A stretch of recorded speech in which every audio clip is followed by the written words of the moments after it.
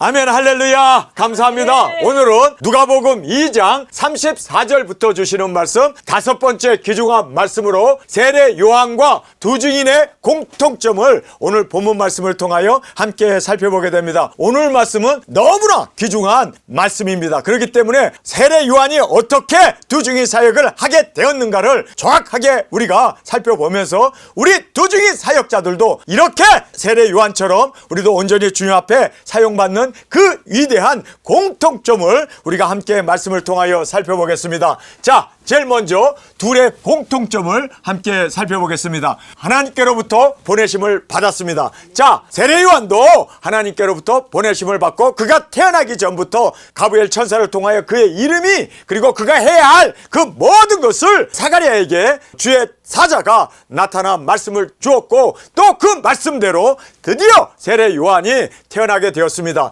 자, 우리 도중인들도 천지를 창조하기 전에 하나님께서 우리를 아시고 택하시고 부르셔서 우리를 이 땅에 보내주셔서 우리가 작은 책을 먹고 도중인으로 주님의 사랑받는 아내로 우리가 충성된 자로 외치며 증거하는 우리의 이 모든 사명을 주께서 세워주셨음을 믿습니까? 그래서 하나님께로부터 보내심을 받은 세례 요한처럼 우리도 하나님께로부터 보냄을 받았음을 우리가 말씀을 통하여 정확하게 깨닫고 주께 충성하는 우리 모두가 되기를 원합니다. 때가 되어 광야 낮은 곳에 임하신 말씀. 여러분, 우리가 어린아이처럼 우리는 배운 것도 없고 가진 것도 없고 재능도 없고 정말 우리는 어린아이에 불과합니다. 지혜롭고 슬기로운 자에게는 숨기시고 어린아이에게 나타나심을 감사합니다. 지금 세례 요한도 이렇게 때가 되어 드디어 때가 되어 그가 이스라엘에서 가장 낮은 곳은 요단강이 흐르는 바로 그 요단강이 흐르는 곳이었습니다. 바로 제일 낮은 광야의 낮은 곳에 말씀이 임하게 되었습니다.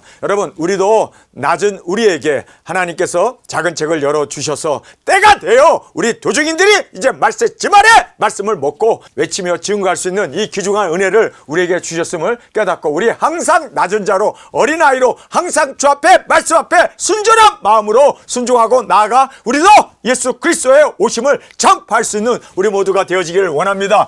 회개와 세례를 베풀며 주의 길을 예비했습니다. 마찬가지로 우리도 회개를 외치며 예수님 오신다! 일곱째 나팔에 들림이 있다는 것을 증거하고 외치며 또한 우리도 회개를 통하여 그들이 다 주께로 돌아올 수 있도록 주의 오시는 그 길을 예비하는 저와 여러분으로 주 앞에 드려지기를 원합니다. 자, 예수님의 초림과 재림을 전파했습니다. 세례 요한이 예수님의 초림을 전파했고 우리 두중인 사역자들은 재림을 전파하는 우리 두중인으로 외치며 증거하며 나아가 우리도 예수님이 오시는 그 길을 온전히 대로를 넓히고 주님께서 이 땅에 재림의 주님으로 오실 수 있도록 우리 온전히 헌신으로 세례 요한처럼 우리도 주 앞에 헌신하여 나가는 우리가 되기를 원합니다. 온 이스라엘 사람들이 요단강으로 몰려들었습니다. 마찬가지로 우리가 이제 굵은 베옷을 입고 우리가 이제 때가 되어 1260일 예언하기 위하여 나가게 되면 그들이 우리 가운데 구름대처럼 여러분 광야의 가장 낮은 요단강에 세례 요한이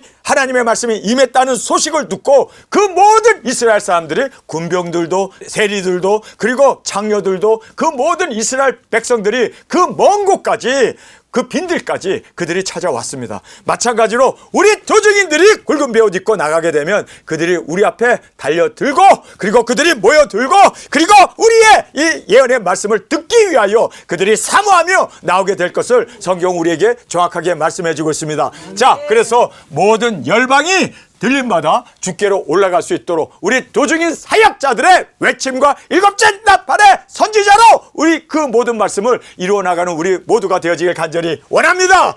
사명 마치고 순교로 드려졌습니다. 우리도 사명을 다 마친 후에 우리가 땅끝에서 순교의 제물로 주님 앞에 드려지는 이 영광이 우리 가운데 있기를 원합니다.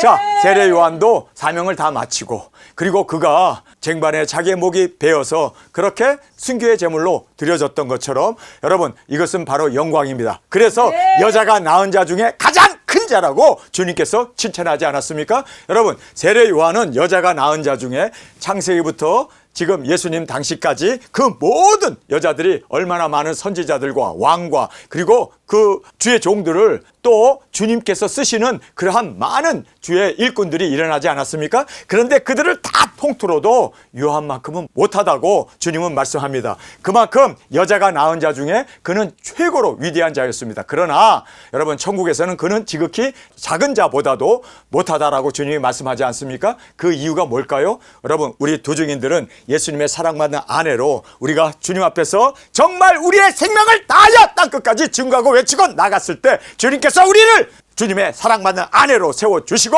뿐만 아니라 천년 왕국의 왕권도 우리에게 주시고 또 주님과 함께 영원한 천성에서 주님과 함께 살아가는 그 놀라운 영광과 존귀를 우리에게 베풀어 주심을 꼭 깨닫기를 원합니다.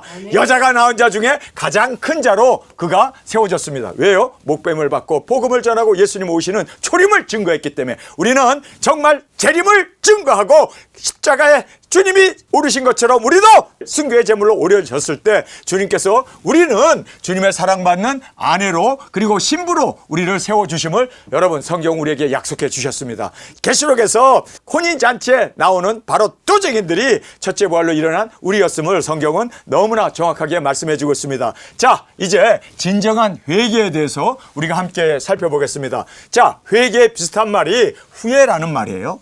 사람들은 항상 죽기 전에 후회하죠. 그리고 또 죽어서도 후회하죠. 홍포 입은 부자가 죽어서 음부에 떨어졌을 때 그가 거기서 후회하고 있잖아요. 그래서 우리 형제가 이곳에 오지 않게 하기 위해서 나사로를 보내달라고 그렇게 간청하고 있지 않습니까? 그래서 여기 보면 후회도 하고 또 회개에 비슷한 말 중에 하나가 반성입니다. 반성도 하고 하지만 정말 생명을 얻게 하는 것은 회개일 뿐입니다. 여러분, 그래서 우리가 진정으로 반성도 아니고 그리고 후회도 아니고 우리는 진정으로 회개에 합당한 우리의 삶이 되어지기를 원합니다. 후회는 과거를 돌아보며 뉘우치는 것이 후회입니다. 자, 반성은 자신의 잘못을 알고 가슴 아파하면서 눈물로 그렇게 정말 반성하는 것이 후회와 반성의 모습입니다. 그런데 생명을 얻게 하는 회개는 과거의 죄를 뉘우치고 물론 뉘우쳐야 합니다. 뿐만 아니라 가슴 아파하며 통에 자복해야 합니다. 돌이켜, 할렐루야! 돌이켜 선한 열매를 맺는 바로 이 선한 열매를 맺는 이것이 진정한 회개입니다. 그래서 여러분,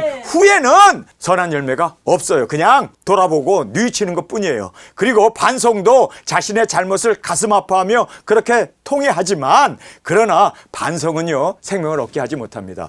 에서가 팥죽 한 그릇에 장자 명분을 야곱에게 팔아버렸잖아요. 그가 아버지에게 와갖고 반성하고 또 후회하잖아요. 괜히 팔았다고. 그러나 회개하지 않았습니다. 정말 중요한 것은 회개예요. 이 회개는 과거의 죄를 뉘우칠 뿐만 아니라 또 가슴 아파하며 통에 자복할 뿐만 아니라 돌이켜 선한 열매를 맺는 이것이 바로 진정한 회개입니다. 그래서 우리는 후회하지 말고 반성하지 말고 우리는 진정으로 회개함으로 말미암아 회개에 합당한 열매를 맺는 저와 여러분이 되어지길 간절히 원합니다. 아멘. 지금 많은 사람들이 반성하고 회개했다고 착각하는 경우도 있고 후회하고 자기는 회개했다고 그렇게 생각하는 사람들이 너무나 많습니다. 여러분, 혼돈하면 안 돼요. 정말 내가 회개했다면요 다시는 그 죄를 짓지 않을 뿐만 아니라 이제는 오히려 죄를 짓던 우리가 선을 행하고 악의 도구였던 우리가 이제는 선의 도구가 되어지고 이제는 세리가 늑탈했던 사람이 이제는 오히려 늑탈하는 게 아니라 다른 사람을 돕는, 그렇죠? 그래서 우리가 정말 회개했다면 여러분 회개했다면요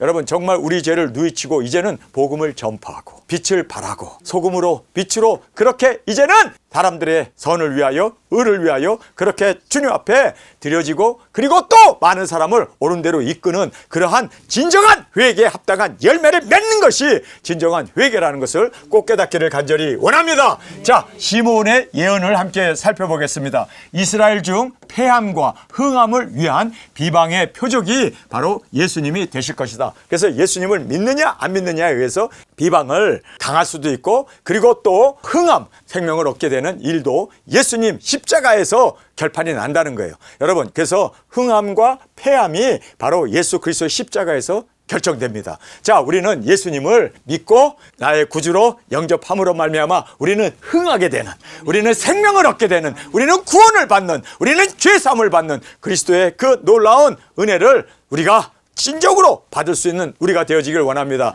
그런데 예수님이 십자가에 죽으셨는데 그거를 믿지 아니함으로 말미암아 오히려 저주를 받게 되고 오히려 심판을 받게 되고 오히려 멸망을 받게 되는, 그래서 여기에 이스라엘 중에 패함과 흥함을 위한 비방의 표적이 된다. 이 표적이 바로 십자가를 의미하고 있음을 보게 됩니다.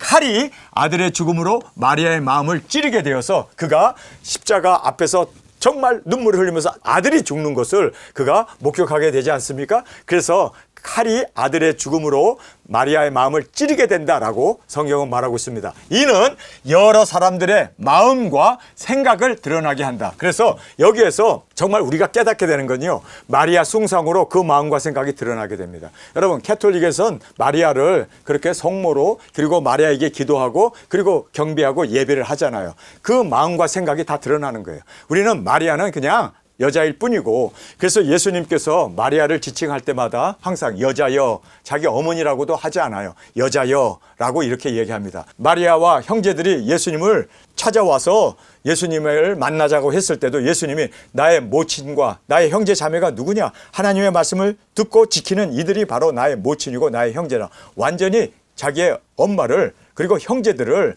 예수님께서는요 만나주지도 않았습니다. 왜 그렇게 외면을 했을까요? 포도주가 모자란다 할 때도 여자여 나와 무슨 상관이니까 어머니를 여자라고 얘기합니다. 그리고 예수님께서 또 십자가에 죽으실 때 마리아가 막 울고 있는 걸 보면서 요한에게 뭐라고 얘기합니까? 여자여 보소서 아들이니이다. 요한을 가리켜서 그렇게 이야기하지 않습니까? 여러분, 여기서 보면요, 죽으면서도 끝까지 예수님은 자기의 마리아를 엄마라고 얘기 안 해요. 하나의 여자일 뿐이었습니다. 그래서 여기에서 정확하게 마리아를 하나의 여자로 보느냐 아니면 신성화하느냐, 이것에 의해서 그들의 마음이 다 드러나고 그것으로 인해서 그들의 마음과 생각이 다 드러나게 된다라고 말하고 있습니다. 그래서 마리아 숭상으로 그 마음과 생각이 드러나기 때문에 우리는 마리아는 그냥 예수님이 지칭한 대로 여자일 뿐입니다. 그렇죠? 그러나 마리아를 숭상해도 안 되고 추앙해도 안 되고 마리아를 따라도 안 되고 마리아에게 기도해도 안 되고, 이거 다 바로 그 마음과 생각을 다 드러나게 하는 우상 숭배가 되어진다는 것을 성경은 우리에게 정확하게 시몬의 이 예언을 통해서 우리에게 말씀해 주고 있습니다. 자, 안나 선지를 우리가 함께 살펴보겠습니다. 여기 보면은요, 선지자 안나라고 정확하게 안나를 선지자라고 말하고 있습니다. 그래서 많은 사람들이 여자가 선지자가 있나? 미리암도 선지자였고 두보라도 선지자였고, 여러분 여자들도 사사가 있었고 여자들도 선지자가 있었고 여자들도 그렇게 주의 일을 많이 했습니다. 그래서 어떤 교단에서는 여자에게 집사직도 안 주고 목사직도 안 주는데 그게 비성경적이라는 걸 알아야 돼요. 여러분, 성차별이 없습니다. 하나님께서는요 남녀노소 할 것 없이 이렇게 안나를 선지자로 분명하게 그 이름 앞에 선지자 안나라고 성경 우리에게 말씀하고 있습니다. 그래서 우리는요 뭐 남자만 목사 돼야 된다, 여러분 그런 소리 하지 마세요. 여자는 집사가 되면 안 된다, 7 집사는 다 남자가 됐다. 여러분, 그렇게 우리가 성에 대해서 차별을 두면 안 됩니다. 우리는 다 같은 하나님의 형상으로 지음을 받은 동등한 우리입니다. 그렇기 때문에 여러분, 우리가 여기서 보면 선지자 안나, 여자 사사가 있었고, 그래서 선지자나 사사가 이렇게 많은 여자분들도 이렇게 참여하고 있었음을 우리가 보게 됩니다. 자, 안나 선지자에 대해서 함께 살펴보겠습니다. 107세 노년이었습니다. 107세라면은 이 당시에 2000년 전에 107세면 참 오래 장수하신 거죠. 그런데 107세 노년입니다. 7년간 남편과 살고 과부로 84년을 지냈다라고 말합니다. 그러니까 이분이 결혼하기 전에 16살에 보통 유대인들은 결혼을 합니다. 그래서 16살에 결혼을 했다면 7년 동안 남편하고 같이 살았으니까 23살이 되죠. 그리고 나서 84년, 남편이 죽고 나서 84년, 지금 현재 나이가 107세가 됩니다. 107세 되는 그 기간 동안 그녀는 여러분 성경에 보니까요 성전을 떠나지 않냐고 금식하며 그렇게 기도했습니다. 그래서 기도를 많이 하는 사람은 하나님께서 이렇게 장수의 은혜를 주신다는 것을 우리가 이 본문에서 볼 수가 있습니다. 84년간 성전을 떠나지 않고 주야로 금식과 기도함으로 말미암아 이렇게 예수님을 만나 증거할 수 있었다. 많은 사람들 앞에서 예수님을 안고 증거할 수 있었던 바로 이분이 메시아인 것을 그렇게 사람들에게 증거할 수 있었던 이 놀라운 안나 선지자의 그 사역을 우리에게 말씀해 주고 있습니다. 여러분이 107세 된 사람 여기 한번 손 들어보세요. 아무도 없죠? 107세 됐어도 두중에 사역할 수 있습니다. 모세는요 80세의 부름을 받고 120세까지 40년 동안 강건하게 주의 일을 감당했던 것을 성경 우리에게 말씀해 주고 있습니다. 그러니까 우리가 나이 핑계 댈 게 없어요. 여러분, 나이는 숫자에 불과합니다. 107세가 되었는데도 성전을 떠나지 않고 주야로 금식과 기도함으로 말미암아 예수님을 만나 증거할 수 있었던 이 위대한 안나 선지자의 그 기도의 모습과 그리고 하나님 앞에 충성되게 나이가 들수록 더 하나님 앞에 부르짖으며 기도했던 이 귀중한 지금 그 은혜를 우리에게 말씀해 주고 있습니다. 자, 이제 주님을 잃어버려요. 이건 말도 안 되는 일이죠. 주를 잃은 이유를 우리가 말씀을 통해서 함께 살펴보겠습니다. 12살이 되신 예수님이 부모님을 따라서 예루살렘에 올라가게 됩니다. 그래서 예루살렘에 올라가 가지고 그들이 우리와 같이 있거니 생각하고 이제 나사렛으로 돌아가는데 하룻길을 갔는데 보니까 예수님이 없는 거예요. 난리가 난 거죠. 자, 이제 그 이야기를 우리가 본문에서 살펴보겠습니다. 왜 예수님을 잃었을까? 잃어버린 이유는 첫 번째로 동행 중에 있는 줄로 착각하고 있습니다. 여러분, 주님이 나와 지금 동행하고 있다라고 생각하면서 우리가 생활도 하고 그리고 우리가 활동도 하고 우리가 모든 일을 해요. 그러나 사실 착각이 있을 수 있다는 거예요. 주님과 내가 하나가 되었는가? 우리는 하나로 주님과 나와 동행하고 있으리라 당연히 생각하고 행동을 하는데 주님은 안 계신 거야. 여러분, 이것보다 더 큰 착각은 없고 이것보다 더 큰 실수는 없습니다. 주님과 항상 함께 동행해야 되잖아요. 함께 동행해야 되는데 당연히 주님과 나와 함께 동행하겠거니 라고, 왜냐하면 내 아들이니까 나와 같이 예루살렘에 올라가서 하나님 앞에 예배도 드리고 이제 함께 나사렛으로 가고 있으려니 생각하고 동행을 하고 있다는 것을 착각했어요. 여러분, 그래서 우리가 예수님과 내가 동행하고 있는 것을 수시로 우리가 체크를 해야 돼요. 그렇지 않으면 동행하고 있다고 착각하고 예수님은 안 따라오는데 우리와 함께 하지 않는데 주님이 우리와 함께 한다고 하루길을 그렇게 주님과 동행하지 않냐고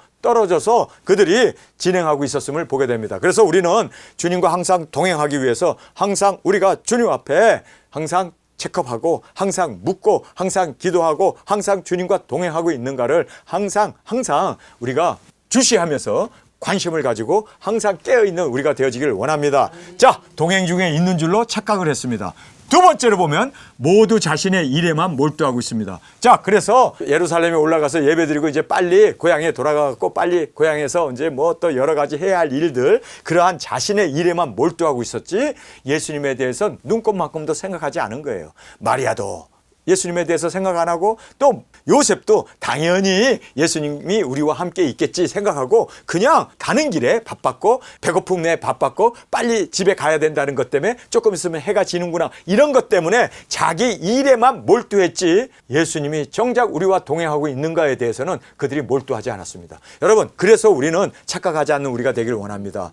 두 번째는 우리가 주님에게 몰두할 수 있는 우리가 되기를 원합니다. 내 일에 그냥 집중하고 가면요 주님이 나와 하고 있는가를 우리가 새카맣게 잊어버릴 수가 있다는 것을 여러분 꼭 깨닫기를 원합니다. 자, 하룻길을 간 후에 예수님을 찾게 되었습니다. 자, 예수님이 없는 거예요. 친족과 아는 자 중에서 찾았다. 여러분, 예수님을 사람 가운데 친족, 그 다음에 아는 자 중에 예수님 봤어요? 예수님 봤어요? 12살 난 예수님 봤어요? 그러면서 하룻길 간 후에 예수님을 찾는데 왜 친족과 아는 사람에게 찾아요? 여러분, 어디서 찾아야 돼요? 아버지 집에서 찾아야지. 아버지 집에 당연히 있을 텐데. 그래서 지금 올라가면서 계속 사람 만나면서 친척과 아는 자 중에서 예수님을 찾았습니다. 만나지 못한 거예요. 그래서 드디어 이제 친척과 아는 자 중에서 찾으면서 성전으로 올라가게 되었습니다. 점점 성전으로 올라갔습니다. 여러분, 예수님은 성전에 계셨잖아요.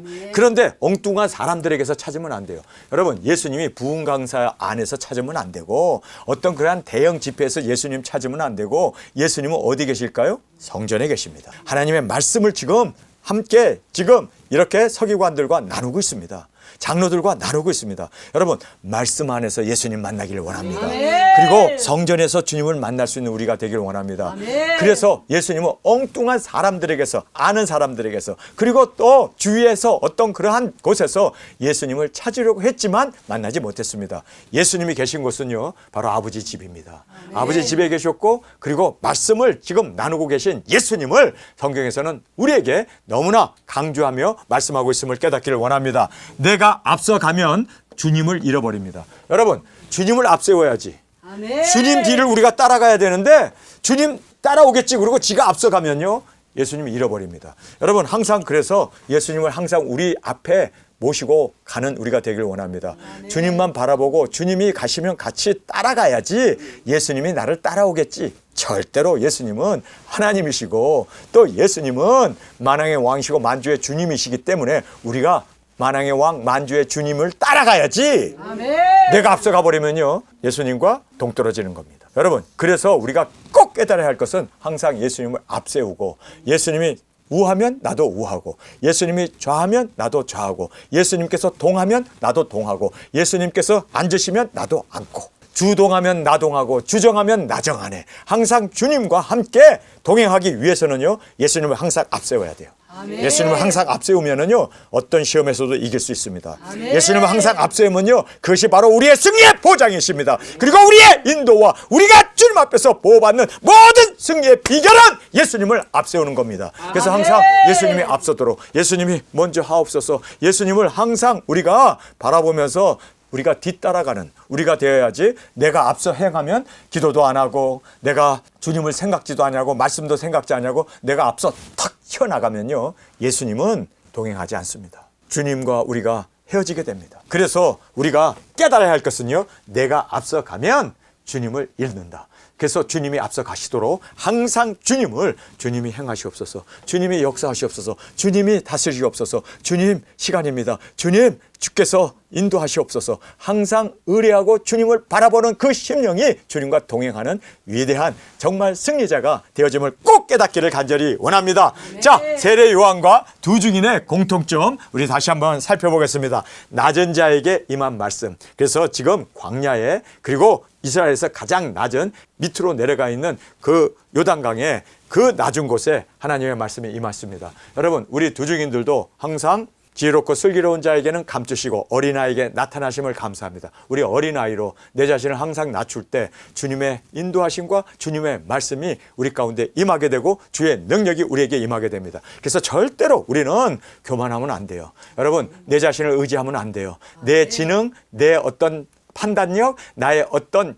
가치관, 나의 어떠한 주장, 그리고 나의 어떤 고집 의지할 게 아니에요. 다 부인하고 우리는 낮은 자로 주님 말씀하옵소서, 주님을 따르겠나이다. 항상 우리는 낮은 자로 주 앞에 나아가는 우리가 되어지기를 원합니다. 자, 오늘 본문에 보면 5 왕들의 이름이 쫙 나와요. 그리고 또 2명의 제사장 이름이 나와요. 5명, 그러니까 2명 하니까 7명 아니에요? 7명의 지금 지도자들이 있어요. 왕에게 말씀이 임하지 않았고 대제사장에게 말씀을 임하지 아니하고 광야에서, 그 낮은 광야에서, 그리고 요단강이라고 하는 그곳에, 낮고 낮은 그곳에 하나님의 말씀이 임하셔서 이렇게 두 증인 사역자로 세례 요한을 세우셨음을 여러분 꼭 깨닫길 원합니다. 왕에게도 아니고 대제사장도 아니에요. 우리가 이런 생각을 하죠. 왕 같은 그러한 능력 권세 가진 이런 사람이 두 증인이 되면 얼마나 좋을까. 그런데요, 하나님께서는요, 비껴가십니다. 다 외면하십니다. 어린아이에게 나타나심을 감사합니다. 아멘. 이렇게 된 것은 아버지의 뜻입니다. 아멘. 아버지의 뜻은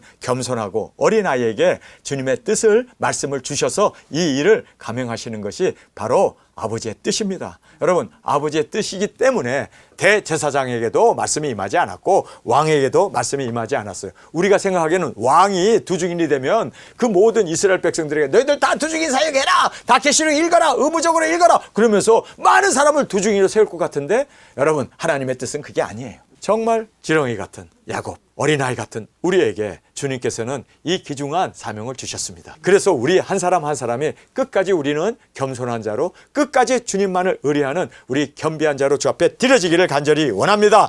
세례와 회개를 외쳤습니다. 마찬가지로 세례와 회개를 외칠 때 항상 핍박은 있습니다. 그러나 우리는 독사의 자식들아, 하면서 외쳤던 그 외침으로 인하여 그가 목뱀을 받게 되는데, 우리는 죽으면 죽으리라 회개를 외치고 주님 오심을 위하여 증거하며 나가는 우리가 되어지길 간절히 원합니다. 내려놓고 주의 길을 예비하고 끝까지 그는 순교의 제물로 드려지기 위하여 목뱀을 받아 쟁반 위에 올라가는 순교의 제물로 드려졌습니다. 여러분, 우리도 끝까지 내려놓고 그리고 주의 길을 예비할 뿐만 아니라 순교의 제물로 드려지는 우리 두 증인으로 주 앞에 드려지는 우리 모두가 되어지길 간절히 주님의 이름으로 축원합니다. 자, 우리 하나님의 말씀 함께 살펴보겠습니다. 시몬이 저에게 축복하고 그 모친 마리아에게 일러 가로되 보라, 이 아이는 이스라엘 중 많은 사람을 패하고 흥함을 위하여 비방을 받는 표적되기 위하여 세움을 입었고 또 칼이 내 마음을 찌르듯 하리라.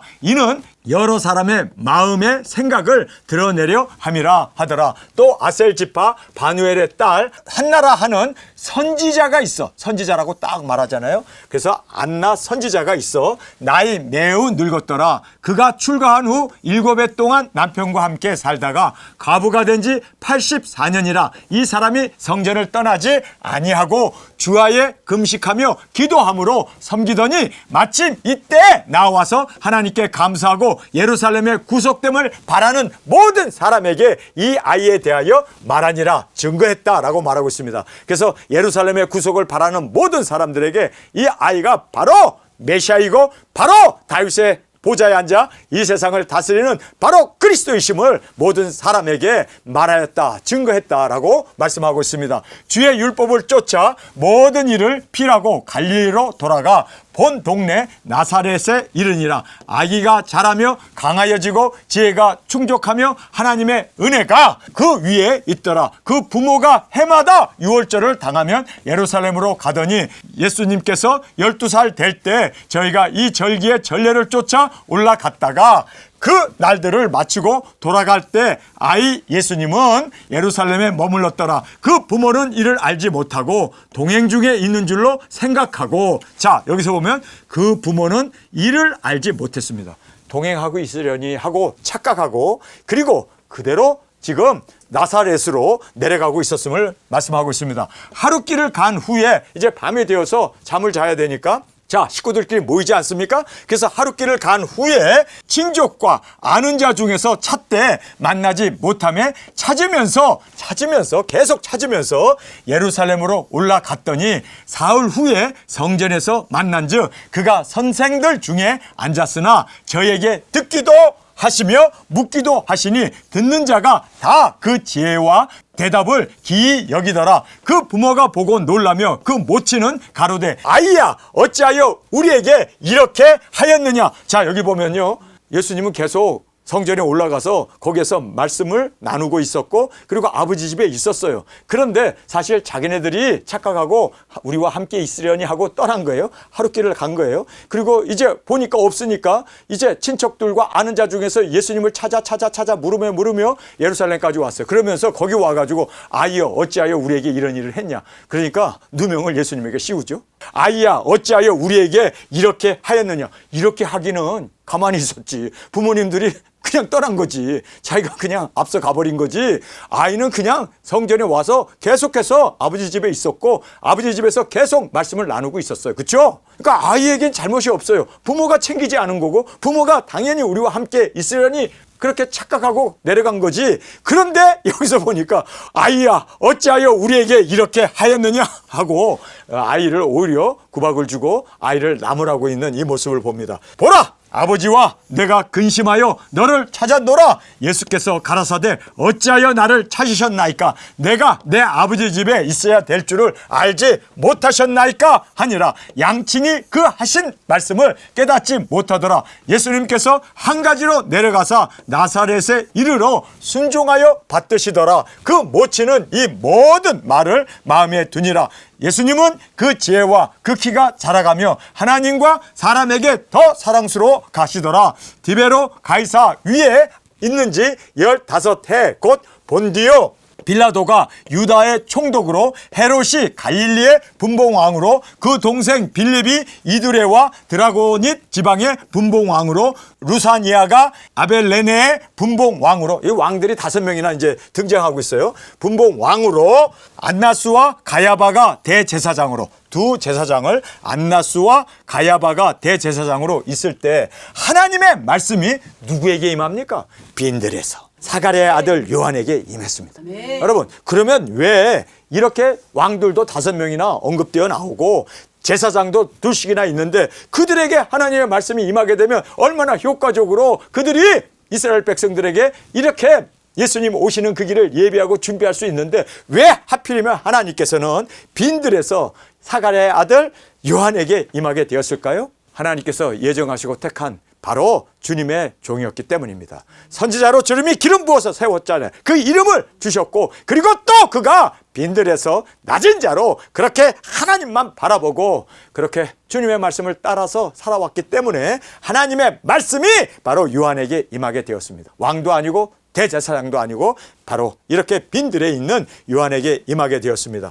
요한이 요단강 부근 각처에 와서 죄 사함을 얻게 하는 회개의 세례를 전파하니 선지자 이사야의 책에 쓴 바 광야에서 외치는 자의 소리가 있어 가로되 너희는 주의 길을 예비하라, 그의 첩경을 평탄케 하라. 모든 골짜기가 메어지고 모든 산과 작은 산이 낮아지고 굽은 것이 곧아지고 험한 길이 평탄해질 것이요 모든 육체가 하나님의 구원하심을 보리라 함과 같으니라. 자, 이렇게 하나님의 예언의 말씀이 이사야에게 이미 광야에 그 말씀이 임하게 되고 회개를 외치며 예수 그리스도 오시는 그 길을 예비하고 그 대로를 넓히는 세례 요한이 일어날 것을 이미 예언한 그 말씀대로 그대로 세례 요한이 일어나게 되었습니다. 우리 도중인들도 계시록에 이미 예언된 그 말씀 그대로 굵은 베옷을 입고 1260일 그 말씀 예수 그리스도의 계시되어진 말씀 그대로 우리가 일어나고 능력 권세 받아 땅끝까지 나아가 주님 앞에 회개를 외치며 예수님의 오시는 그 길을 외치며 증거하는 우리에게 사명으로 주님께서 우리를 세우셨음을 꼭 깨닫고 우리도 이 사명 온전히 이루어 주님의 기쁨, 주님의 사랑받는 아내로 온전히 드려지기를 간절히 주님의 이름으로 축원합니다. 우리 시간에 통성으로 함께 기도하겠습니다. 주님 고맙습니다. 이렇게 세례 요한이 그 사역을 통하여 예수님이 오시는 길을 증거한 것처럼 주님, 우리 도중인들도 재림의 주님이 오시는 그 길을 위하여 준비하며 말씀을 이루며 또한 우리의 삶을 통하여 우리의 입술을 통하여 주님 우리를 보내주옵소서. 우리가 주님의 마음을 가지고 예수 그리스도 오심을 성령 능력 권세받아 나아가 증거하며 주님 우리는 땅끝에서 죽어도 좋습니다. 순교의 제물이 세례 요한처럼 우리도 죽게 드려짐으로 주님 여자가 낳은 자 중에 가장 큰 자라고 말씀하신 그 말씀을 이루는 우리가 되어지기 위하여 더욱 우리는 주님 우리에게 맡기신 사명 따라 충성하는 우리 모두가 되어져 주님의 사랑받는 아내로 온전히 드려지게 하여 주옵소서. 이 시간 주님 3번 부르시며 통성으로 함께 기도하겠습니다.